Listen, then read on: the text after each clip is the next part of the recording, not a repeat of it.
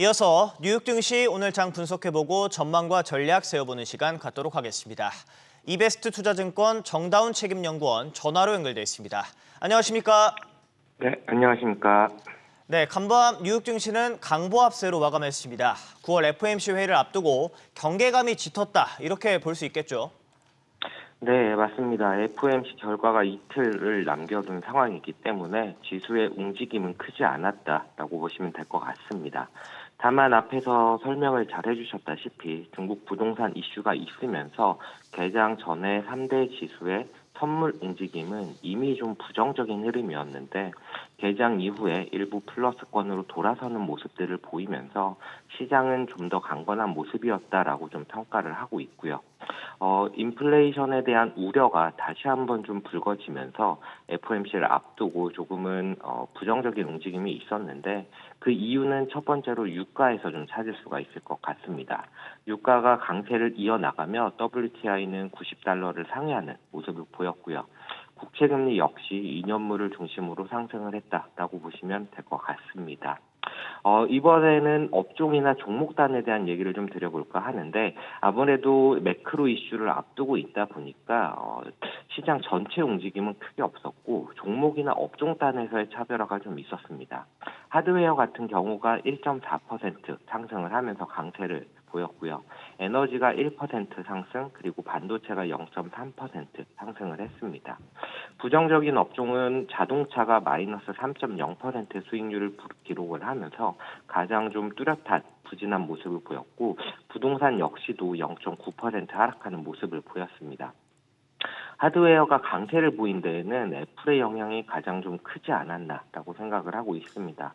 애플 같은 경우는 잘 아시겠지만 아이폰 15 출시 이후에 실망감이 좀 시장을 지배했었고요. 더불어서 그 이전에 중국에서 아이폰 사용 규제 등이 발표가 되면서 약세로 작용을 해왔었는데 주말 동안 아이폰 사전 판매가 우려보다 낮다는 소식이 나타났고 더불어서 특히 우려 요인이었던 중국에서의 수요가 특히나 견조한 모습들이 확인이 되면서 리드타임이 평소보다 더 길다라는 얘기가 나왔고 이런 부분들이 애플 강세에 좀 긍정적인 영향을 미치지 않았나라고 좀 보여지고요.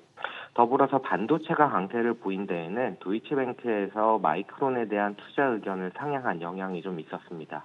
이로 인해서 랩리서치가 2% 상승을 했고 에이맷이 1.5%, 마이크론이 0.9% 상승을 했습니다.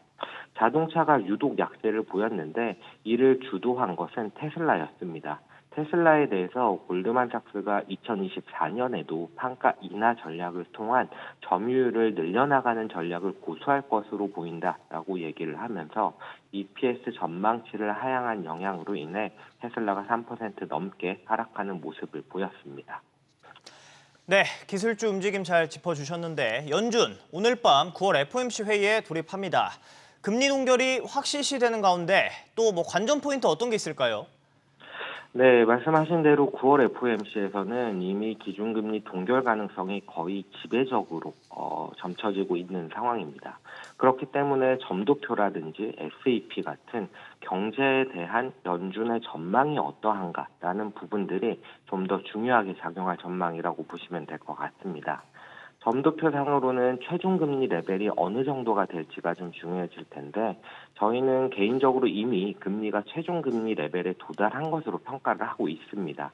다만 연준 같은 경우는 완화적인 시그널을 주지 않기 위한 부분들이 좀 필요할 것입니다. 그렇기 때문에 연내 기준금리 인상 폭은 아마도 25bp 인상 가능성이 좀 높을 것으로 보여지고 만약에 50bp 이상의 금리 인상이 점도표상으로 좀 나타난다라고 했을 때에는 주가나 국채에 좀 부정적인 영향이 되지 않을까라고 좀 판단을 하고 있습니다. 다만 저희는 말씀드렸다시피 25bp 정도의 인상 정도를 점도표는 보여줄 거다라고 생각을 하고 있고요. 만약에 그렇다라고 한다면 짧게나마 증시는 안도 랠리를 좀 보이지 않을까라고 생각을 하고 있습니다. 더불어서 보다 장기적인 관점에서는 SEP에서 경기를 어떻게 판단하고 있느냐, 성장률에 대해서 어떻게 평가를 하고 있느냐라는 부분이 보다 중요해질 거다라고 생각을 하고 있는데, 이 부분은 워낙 연준에서 이미 SEP상으로 나타난 경제 성장률 전망치가 낮았기 때문에 상향되는 모습은 좀 불가피하게 나타날 것 같다라고 생각을 하고 있습니다만, 만약 그 부분이 시장에서 기대하는 만큼 못 미친다라고 한다면은 장기적으로 시장의 상단을 제한하는 요인이 되지 않을까, 이렇게 좀 판단을 하고 있습니다. 네, 또 다른 이슈를 보면 자동차 노조 파업이 겹치면서 증시를 압박하고 있습니다. 파장은 얼마나 클까요? 네, 미국 자동차 노조가 15일부터 파업에 돌입을 했습니다. 사상 처음으로 포드, GM, 스텔란티스 3개사가 동시 파업에 돌입을 했다는 점에서 좀 인상적인 모습인데요.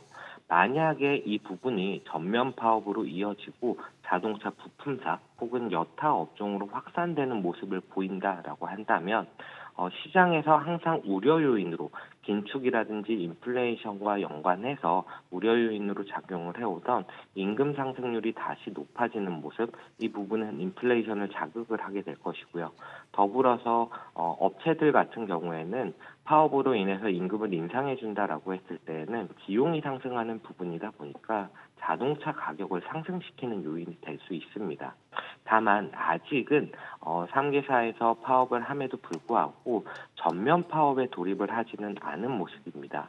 그런 부분들 때문에 월가에서는 아직 파업 이슈로 인한 주가 하락이 되려 자동차 3사에 대한 매수 기회로 작용을 할 수 있다라는 해석이 좀 더 지배적으로 나타나고 있다라는 측면에서 아직은 그 영향력을 크게 보고는 있지 않습니다만, 말씀드렸다시피 확장 가능성이 있기 때문에 관련된 이슈들을 꾸준히 좀 팔로우하는 부분들은 필요해 보입니다. 네, 지금까지 정다운 이베스트 투자증권 책임연구원이었습니다. 오늘 말씀 고맙습니다.